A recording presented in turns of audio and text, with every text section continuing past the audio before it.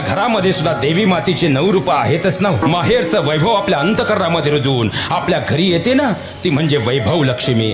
आल्या गेलेल्यांचा मानपान ठेवून घर नेहमी भरलं ठेवते, ती म्हणजे ऐश्वर्य लक्ष्मी. तोंडापासून पोटापर्यंत अन्न पूर्ण होऊन जाण्याचं कसब जाणते, ती म्हणजे आमच्या घरातील धान्य लक्ष्मी. आपल्या वंशवाढीसाठी 9 महिने 9 दिवस आपल्या लेकराला उदरात ठेवून अनंत कळा सोसून आपला वंश वाढवते, ती म्हणजे संतान लक्ष्मी. आपल्या लेकरांना योग्य मार्ग दाखवून जगाच्या पुढे नेण्यासाठी अहोरात्र प्रयत्न करते, ती म्हणजे आमच्या घरातली विजया लक्ष्मी. आपल्या लेकरांच्या कल्याणासाठी कोणतंही संकट आलं तर ढाल बनून उभी टाकते आणि घरातल्या वंशाच्या दिवट्यासोबत आपल्या घरातल्या उपंतीलाही आनंदानं तिची जपणूक करून तिला घडवते, ती म्हणजे आदी लक्ष्मी. घरावर कोणतंही संकट आलं तर त्या ठिकाणी भक्कमपणे पदर खोचून उभी राहते, ती म्हणजे आमच्या घरातली गजलक्ष्मी. कष्टानं 1-1 रुपया गोळा करून त्याचा योग्य विनियोग करते, ती म्हणजे आमच्या घरातली धनलक्ष्मी. आणि या 8ही आघाड्यांवरती खऱ्या अर्थानं त्यांचं प्रतिबिंब आपल्या अंतकरणामध्ये घेऊन 365 दिवस आणि दिवसातले 24 तास आपल्या घरात आपल्या कुटुंबासाठी राबते ना, ती म्हणजे आमच्या घरातली ग्रहलक्ष्मी. आमच्या घरातली ग्रहलक्ष्मी.